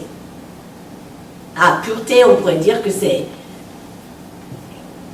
un peu comme l'abstraction, c'est la chose dénuée de toute particularité, je ne veux pas dire le mot particularité humaine ou particularité de la chair, mais toute particularité, c'est la chose pure en fait. Et donc il a fait des flèches et un zigzag, et il dit à chaque fois le sens de la flèche montre ce qui nous attire. Donc, le mystérieux, c'est ça, fondamentalement, qui nous attire. Ça, c'est la pulsion qu'il n'essaie même pas d'expliquer, qu'il dit, il décrit très souvent, il décrit encore et encore la pulsion, il parle de la mer, la pulsion vers la mer, mais il n'y a pas de pourquoi, il n'y a pas d'explication ou de raisonnement pour expliquer pourquoi on est attiré par le mystérieux. C'est juste comme ça. Donc, on est attiré par le mystérieux. Et on essaye d'en tirer du savoir. Mais on ne peut pas savoir au début, parce qu'on apprend quelque chose, mais on ne sait pas bien. On essaie de savoir quelque chose, mais c'est toujours obscur, c'est pas clair. On essaie de le rendre clair. Mais en essayant de le rendre clair, c'est pas tout de suite clair. Il y a toujours du vague, ça passe par des étapes et on peut avoir « Ah, mais ça c'est clair maintenant, mais le truc d'après c'est toujours vague, je vois toujours pas. » Qu'est-ce qu'on fait quand quelque chose est vague? On le rend précis. Alors, c'est là où le précis, ça nous amène vers le général. Donc ça c'est très important. C'est la précision qui nous permet d'aller vers la généralité. Ça c'est une étape vraiment clé, parce que la généralité c'est ce qu'on cherche à comprendre. Sinon, si le mystérieux, on pourrait le laisser mystérieux, ne pas se poser des questions et le laisser comme ça. Mais on cherche avec la pensée à faire avancer le mystérieux vers la généralité, qui est quelque chose qui est moins mystérieux, mais qui est toujours plutôt, quand même, qui exprime l'unité vers toutes les, comment dire, les exemples disparates, quoi. Et donc, on a le particulier qui est quelque chose qui peut... Le général explique plein de cas particuliers différents. Donc, quand on veut étudier un cas général, on est souvent obligé, c'est le prix à payer, d'étudier des exemples, donc d'étudier des cas particuliers. Donc, il était très content de son zigzag, vraiment content. Ce qui nous attire par la force du désir, c'est bien le mystérieux, vague, obscurité, et nous n'avons cesse de le sonder et de l'arpenter en tous sens pour le transformer en une chose connue. Pour mieux dire, pour transformer la connaissance diffuse du mystérieux en une chose exprimée et sue. Voilà, ça c'est pour lui le paradoxe. Il va revenir dessus beaucoup, il va reparler de ce paradoxe fondamental, mais je le souligne maintenant parce que pour lui, comme tout ce qu'on fait jamais, tous les gens qui réfléchissent à des choses et tous les gens qui font de la science, tout ce qu'ils font, c'est qu'ils vont pénétrer le mystérieux et essayer de le rendre clair, on dirait que c'est cette grande clarté qui nous attire. Et il dit non, pas du tout. C'est le mystérieux qui nous attire. C'est en fait exactement le contraire. Le truc qui nous attire sans fin, sans fin, sans fin. Et au contraire, c'est la forme, le mystérieux, le giron et tout ça. Et on est toujours en train d'essayer de saisir l'insaisissable. Et le fait que de raisonner, de rendre clair et tout ça, c'est juste notre façon de faire ce qu'on peut pour saisir l'insaisissable. Mais on n'est jamais satisfait, c'est jamais fini. Si on finit un truc, on fait un autre truc, parce que c'est la recherche elle-même du mystérieux qui est le truc qui nous attire vraiment. Le lendemain, il rallonge son zigzag vers la gauche. Alors, il a modifié un tout petit peu là. Mystérieux, le su, l'obscur est devenu mystère, savoir, obscurité. Bon, il a changé un tout petit peu, mais à droite, c'est la même chose qu'avant, essentiellement. Sauf qu'après généralité, il a rallongé. Généralité, rigueur, spontanéité, volonté. Spontanéité, volonté, on voit bien, spontanéité, c'est je laisse venir ce qui vient. Volonté, c'est je vais contrôler la situation, exercer mon contrôle et raisonner pour comprendre cette chose particulière. Donc, c'est spontanéité, volonté, c'est pas très différent d'abandon, contrôle. Je, discipline, imagination. Alors, c'est vraiment une façon de diviser, en fait, les étapes de la pensée qu'il cherche, vraiment. Et on pourrait dire, oh, c'est un petit peu peut-être arbitraire, parce qu'il pourrait mélanger les termes, pas les termes du haut et du bas, ça c'est évident, mais mélanger l'ordre des termes du haut et mélanger l'ordre des termes du bas. Mais c'est pas vraiment vrai. En fait, il remarque que si on regarde le haut et on va de gauche à droite, ça devient vraiment ce qu'il appelle de plus en plus yang. C'est en fait, effectivement, logiquement, il y a vraiment un ordre naturel comment dire, de yang, de clarté, de sécurité, de conviction et d'absolutisme qui augmente de plus en plus vers la droite. Ça commence par discipline, qui n'est au fond qu'une approche. Et ça finit par savoir qui est vraiment l'absolu, c'est la fin, c'est bon, on a réussi, on le sait. Alors qu'en bas, ça va dans l'autre sens. Si on va de droite à gauche, on peut dire ça va de plus en plus vers la liberté et la forme totale. L'imagination, c'est la liberté, vraiment. C'est juste, il n'y a plus aucune règle, on vole librement. Donc en fait, il a bien réfléchi, c'est pas vraiment permutable, hein, c'est vraiment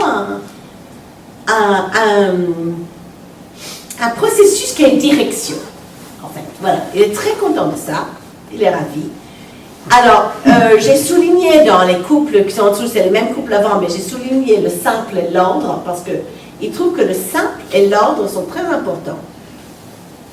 Et les trois autres, là, à l'abstrait, le précis et la structure, c'est moins important. Il va en parler aussi. Donc, il a commencé à réfléchir à ces 5 couples, et ce qui est simple. Simple, il faut mettre un petit peu c'est un pendant de l'unité. Parce que l'unité, c'est aussi quelque chose de simple qui est au cœur des choses. Mais pour lui, le simple, c'est ce qu'on fait pour clarifier l'unité. Ce n'est pas la même chose. C'est toute la ligne du haut, c'est là pour exprimer les choses qui sont en bas. Et pour exprimer du mieux qu'on peut avec notre langage de mots et notre raisonnement scientifique. C'est ce qui ne veut pas dire qu'on les a saisis complètement, non, mais on fait de notre mieux pour les saisir parce que c'est notre désir.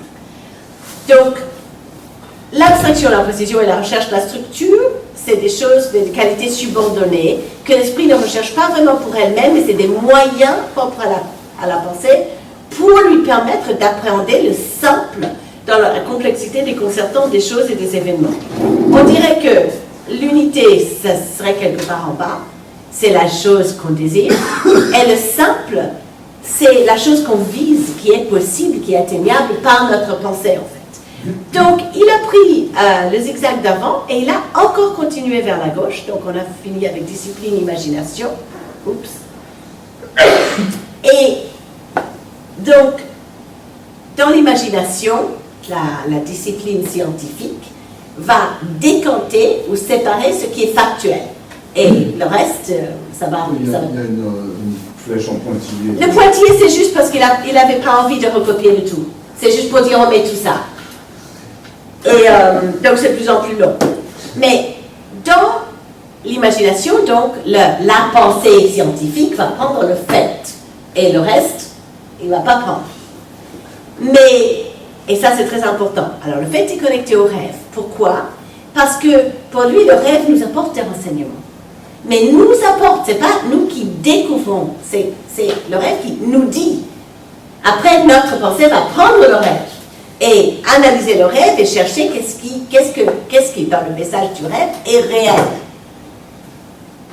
Entre réel possible nécessaire, c'est-à-dire ce qui est possible et ce qui doit être, ce qui n'est pas juste possible mais doit vraiment être présent. Le hasard, la loi, la liberté, de la liberté, l'ordre. Donc à chaque fois, c'est le mot du haut vers la gauche, le mot du haut, il prend dans le truc du bas qui essaye désespérément d'être libre et d'être informe et libre. De plus en plus, hein, parce que si on lit de droite à gauche la ligne du bas, imagination, rêve possible, hasard, liberté, on est de plus en plus complètement informe. À la fin, avec le mot liberté, on peut se dire, il y a tout. Il y a tout, il n'y a plus aucune structure et aucune règle d'aucune sorte, il n'y a plus rien. Et à chaque fois, le mot du haut pêche dans le mot du bas ce qu'on peut pour comprendre factuellement, pour comprendre scientifiquement en fait. Donc, il essaie vraiment de suivre le va-et-vient, le zigzag de la pensée. Bon là, c'est un truc qui est un peu moins intéressant parce qu'il dit abstraction, précision et structure. C'est les trois autres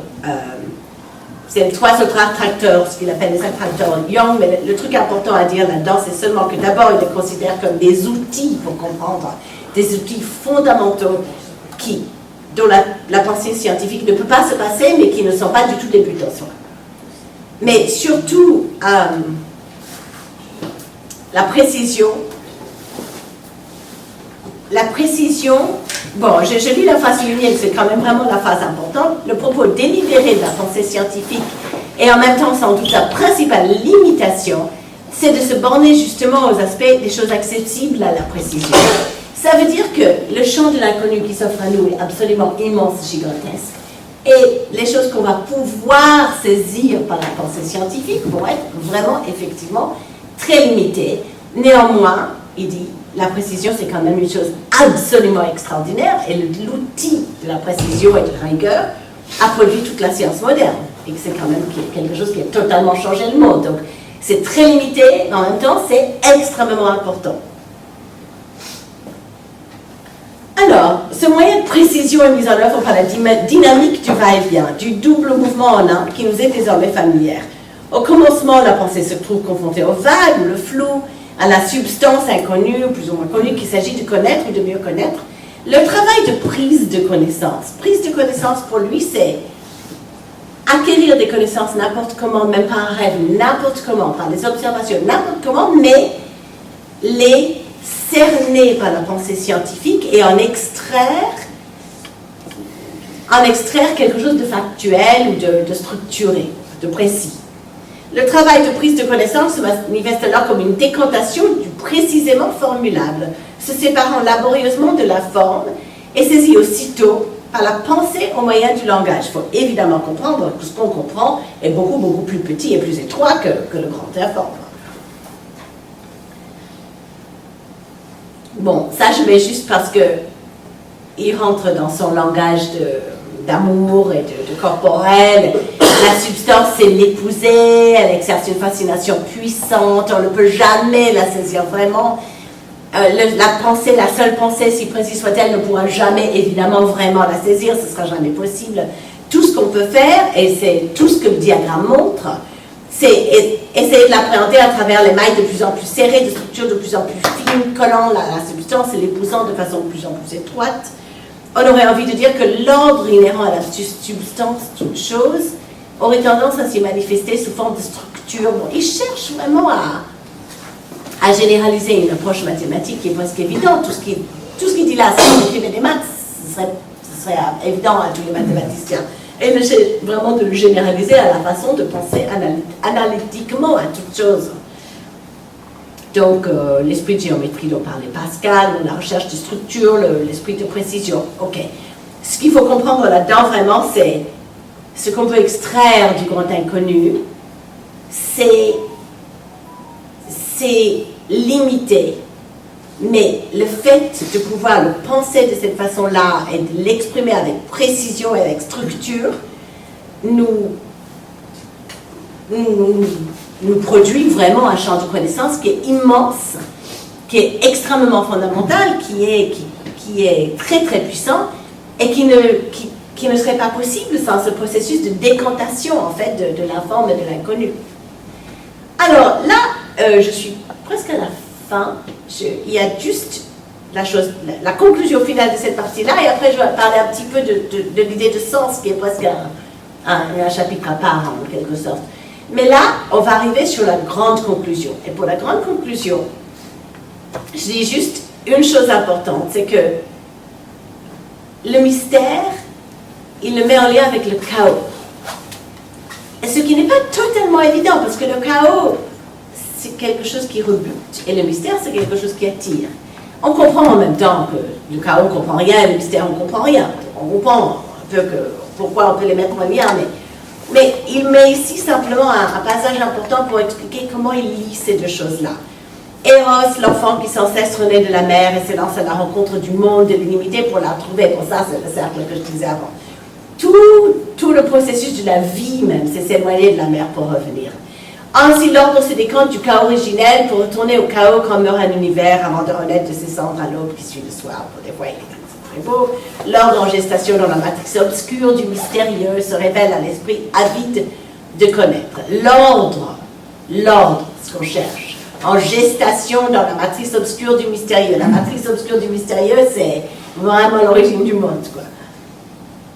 Et cette connaissance aussitôt devient sa voile, le portant en avant pour une nouvelle plongée dans l'ombre et le mystère. On n'a jamais fini. C'est pas parce qu'on a résolu le mystère et trouvé toutes les réponses qu'on a fini. On est content, non, on a toujours plongé dans ce mystère. Donc pourquoi j'insiste sur le lien entre chaos et mystère? C'est parce que on a vu le couple ordre et chaos à gauche, ordre et chaos. C'est très important le couple ordre et chaos, mais il va devenir le couple ordre et mystère. Et tout d'un coup, avec un merveilleux éclair Grothendieck va se réveiller un matin et comprendre que tout au pôle nord, en haut du diagramme, l'ordre se colle au mystère et le diagramme qu'il avait avant forme un cercle en fait. Parce que tous les couples qu'on voit là, c'était des couples yin-yang qui étaient dans sa liste. Sauf qu'il y avait ordre chaos, mais ordre chaos étant la même chose qu'ordre mystère. Il recolle les deux bouts du diagramme. Et du coup, il explique ainsi. Donc, l'extérieur du cercle, c'est le yang, qui va dans le sens trigonométrique. Et il avait dit avant, ça devient de plus en plus yang, mais ça tourne éternellement en rond. C'est comme un diagramme d'échelle, en fait. Et à l'intérieur, ça tourne éternellement vers la droite, et ça devient éternellement de plus en plus yin. Il essaie de l'exprimer que chaque tour est comme une spirale, que ça ne finit jamais, qu'on plonge dedans. Enfin bref, il est extrêmement content de cette fleur. Et il va jusqu'à se demander si quelqu'un d'autre avait cherché à décrire la même chose. Il aurait forcément trouvé la même chose, parce que peut-être c'est la seule réponse, c'est le vrai, c'est tout. Mais il n'est pas assez sûr de lui pour dire que c'est le cas. Il se demande s'il a vraiment trouvé quelque chose qui est absolu ou s'il y a quand même des éléments d'interprétation là-dedans. Mais en tous les cas, je trouve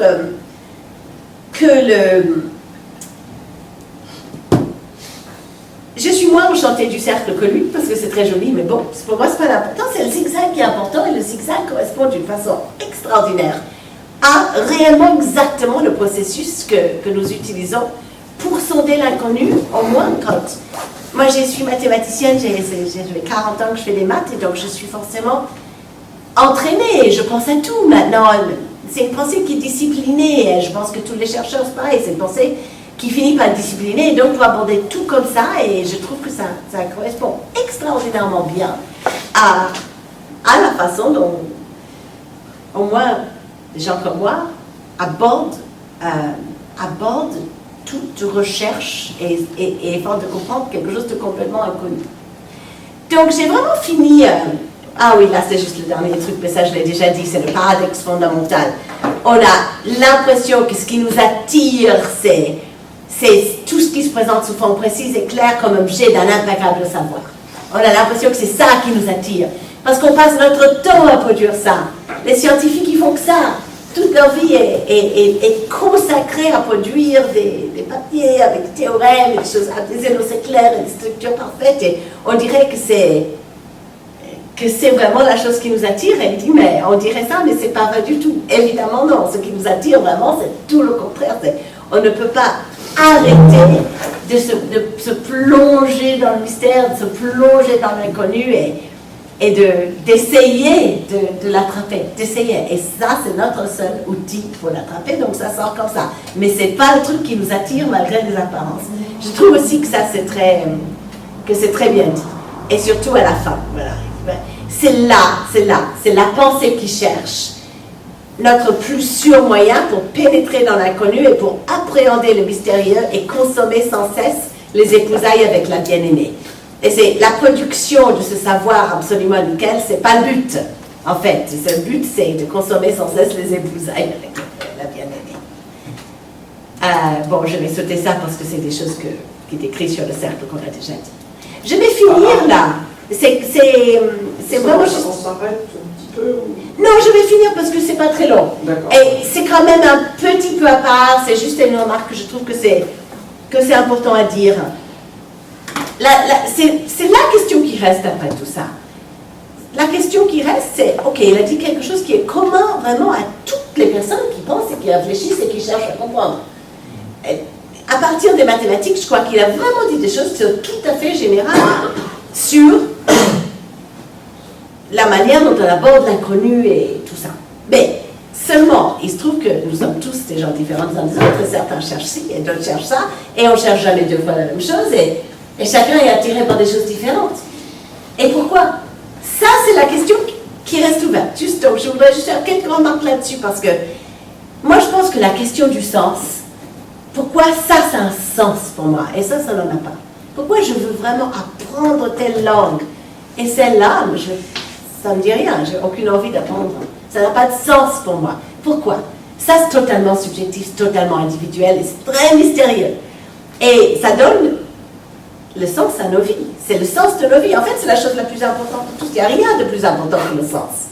Et pourtant, c'est très mystérieux, donc je ne vais pas vraiment expliquer grand-chose là-dessus parce que c'est totalement mystérieux. Et tout ce qu'on peut faire, vraiment, c'est noter que ça existe et que c'est très important. Donc, pour commencer, il dit, on est capable, si on essaye vraiment, si on est sérieux, on est capable de distinguer entre quelque chose qui a un sens et quelque chose qui n'en a pas. C'est déjà important. Et je ne suis pas sûre que ce soit objectivement vrai, d'ailleurs. Mais il dit, effectivement, si on prend, par exemple, si on prend des textes, voilà, il dit, le danger de perdre le contact avec le concret. Le concret ici désigne la totalité des objets, qualités, faits, expériences qui forment le contenu et la substance de là où les strates précédentes dans le niveau d'abstraction et qui seuls donnent un sens aux mots que nous utilisons.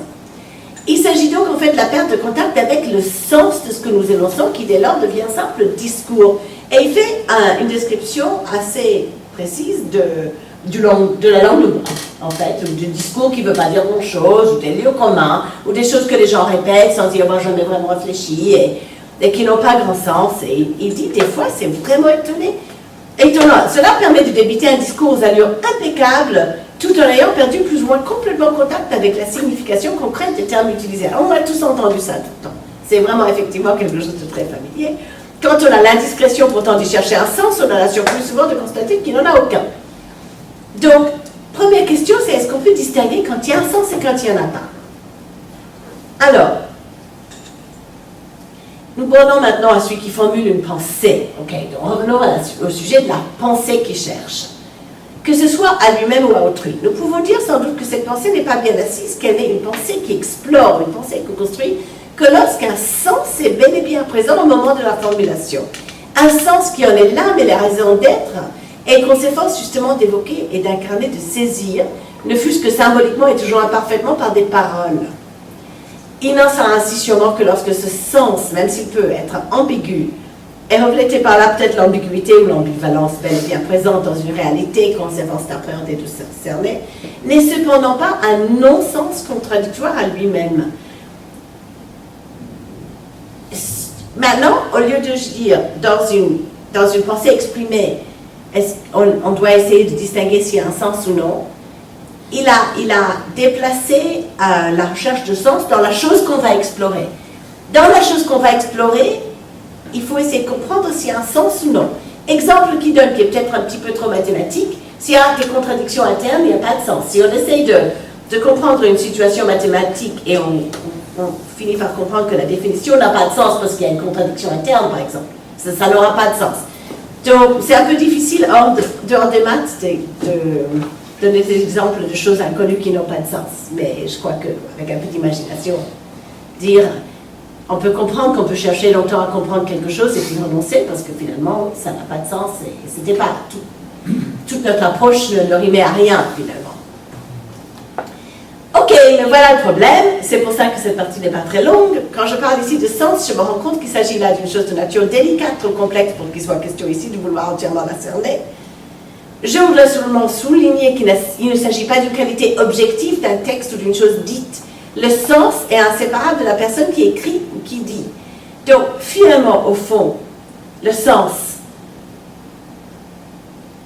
est dans la personne qui s'exprime, qui est seul à pouvoir vraiment comprendre le sens, le vrai sens de ce qu'il dit. Si la personne qui s'exprime parle à quelqu'un d'autre, il peut essayer de transmettre le sens. Il peut probablement, avec un peu de chance, transmettre à l'autre l'idée qu'il y a un sens. Et l'autre va essayer de saisir le sens. Mais l'autre va y mettre toute son expérience à lui et ses pensées à lui. Donc le sens qu'il va récupérer ne sera pas le même sens. Donc transmettre un sens, c'est pas quelque chose qu'on maîtrise en fait. Le sens, c'est quelque chose qui est profondément personnel et individuel et c'est vraiment, ça fait partie de chaque personne. C'est pas quelque chose qui peut vraiment se communiquer seulement partiellement. Donc c'est vraiment, c'est le dernier truc. Qu'en sens il y a, celui-ci n'est pas appréhendé ou tout au moins entrevu ou pressenti, il utilise le mot allemand erahnt, qui veut dire vraiment senti en fait. que par celui en qui ce sens entre en résonance avec quelque chose en lui-même. Donc, qu'est-ce qu'il fait ici? On a fait un cercle complet jusqu'au début de l'exposé.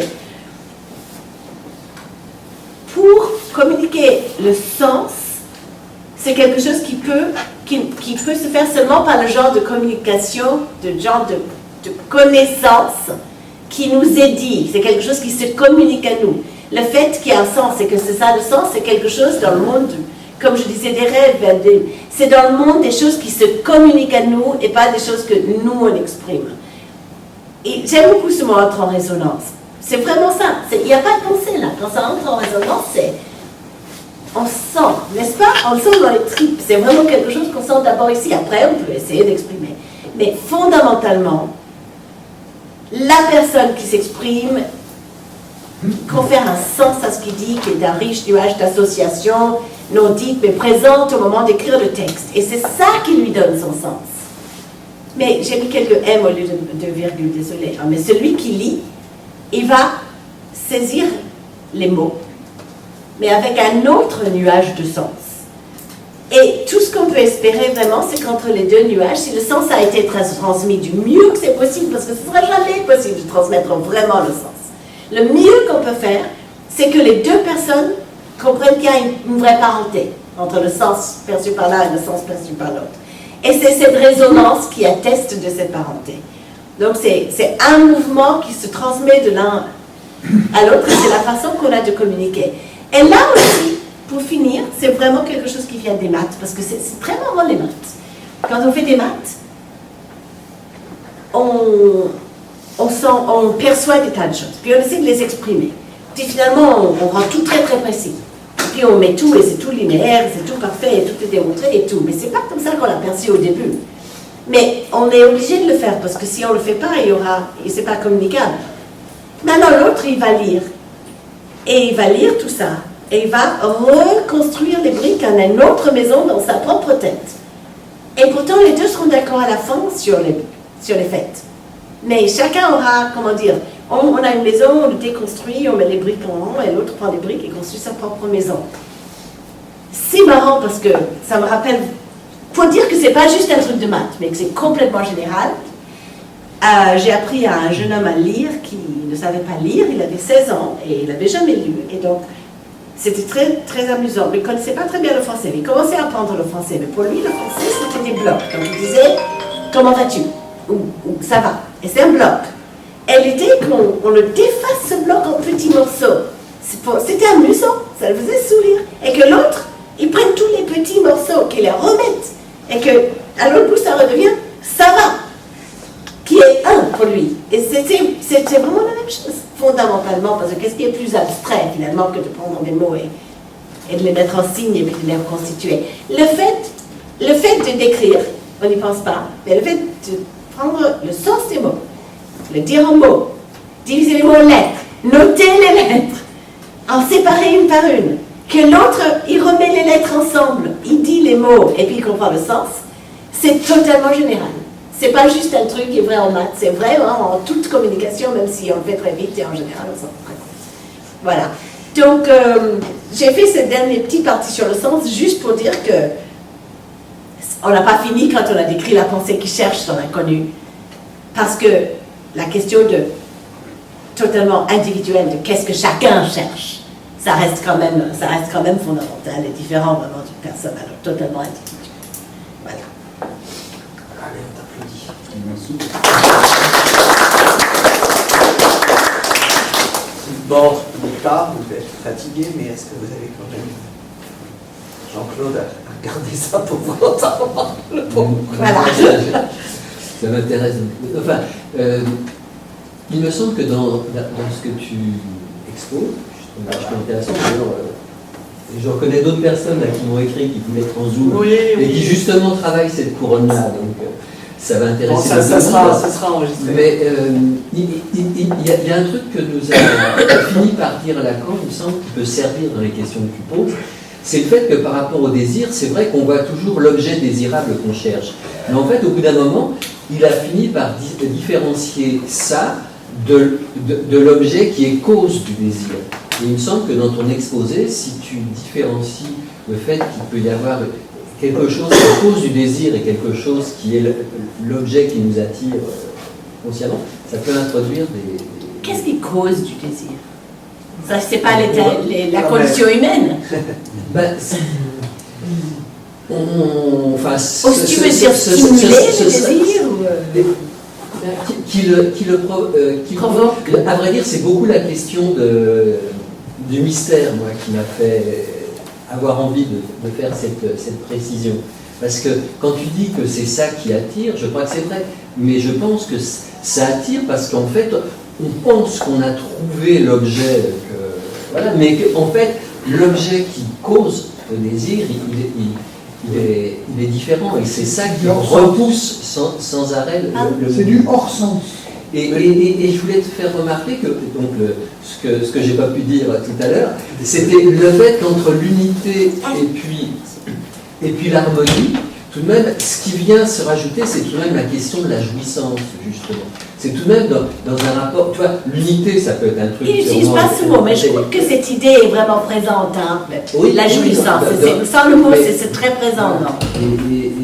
Et je pense que tout de même, pour la dynamique de la chose, cette question de la jouissance, elle est tout à fait importante. Et Grothendieck a un parti pris très, très assumé de dire la jouissance, c'est de retourner dans la mer et de pénétrer la mer. Donc ça boucle effectivement. Oui. Elle est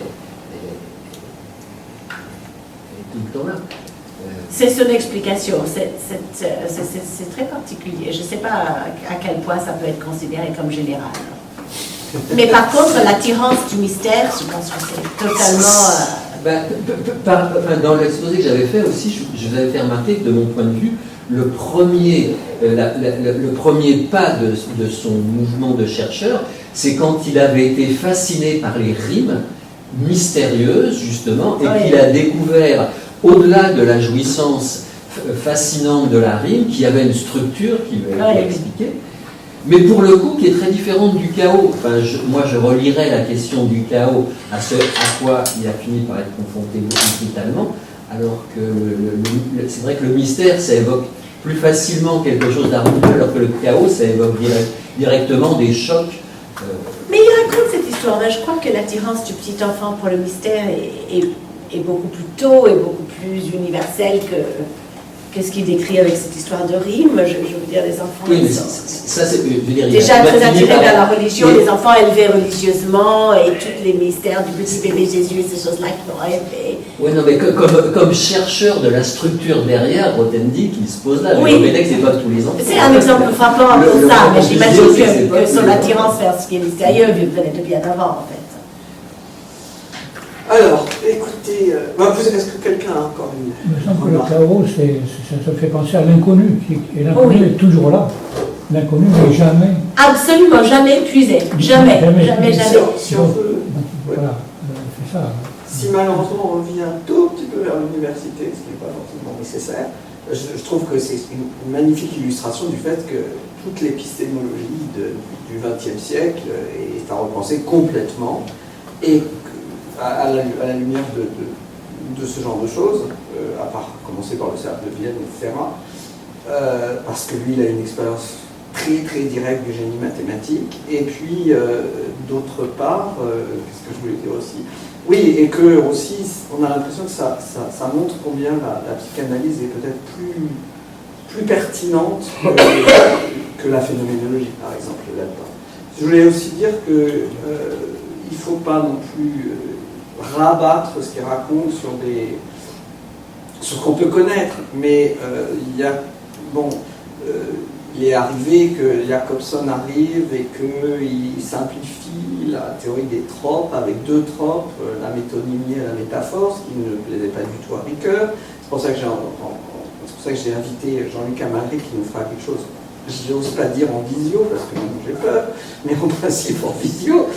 Et que donc, par exemple, généralité et abstraction ne sont probablement pas étrangères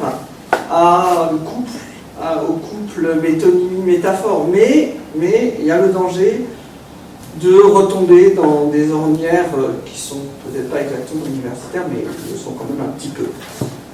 En tout cas, moi, ça me il me semble vraiment que c'est une illustration assez parfaite du fait qu'il y a énormément de choses qui sont à repenser de ce qui a été fait depuis presque 150 ans, parce que là, on a un génie mathématique qui vous parle, qui dit des choses que beaucoup de mathématiciens, auxquelles beaucoup de mathématiciens adhéreraient. Oui. Et il va en même temps plus loin. Il va beaucoup plus loin. Il va aussi plus loin, oui, il va aussi plus loin. Et là, sur le sens, alors bon, sur le sens, je pense que les psychanalystes auraient beaucoup à dire. Donc, la conclusion, c'est qu'il y a beaucoup à faire, et peut-être à impliquer davantage la psychanalyse que, mettons, je dis la phénoménologie, mais enfin la philosophie en général, et peut-être la phénoménologie en particulier. Mais bon, ça, c'est une opinion qu'on peut juger personnelle. Et Alexis va nous dire quelque chose. Oui, non, mais c'est en réaction à ce que tu disais, on n'est pas forcément condamné à l'option binaire entre phénoménologie d'un côté et puis cercle de Vienne de l'autre. Non, je disais phénoménologie et psychanalyse. Merci. Non, je ne voulais pas dire ça. Je voulais dire phénoménologie en tant qu'outil d'aujourd'hui, entre plutôt phénoménologie et psychanalyse. Parce que sans se chercher à faire Châtelet, c'était exactement ça, c'était une troisième voie. Oui.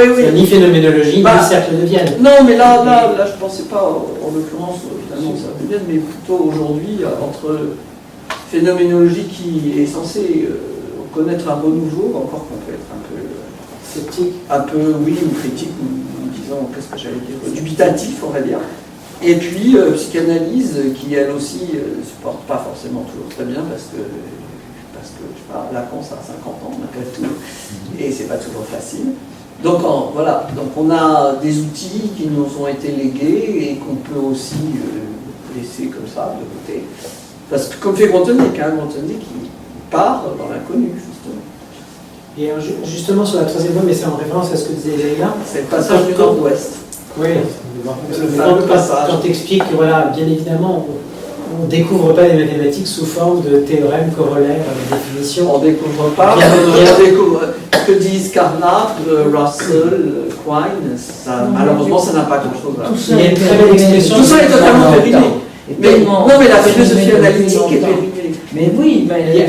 Il y a quelqu'un qui dit ça au Collège de France sur les J'en ai jamais lu, je suis grave. Non, mais il y a un truc qui m'a châté par oui, mais c'est au Collège de France.